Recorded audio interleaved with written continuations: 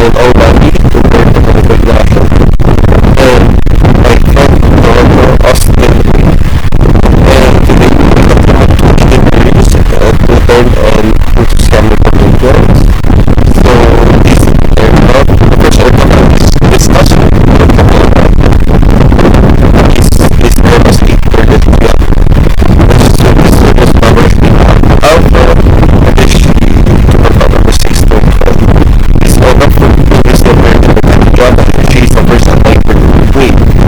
And she negotiates with this technology kilometers, actual 5.5 miles, traffic flowing down to this. And let's see them.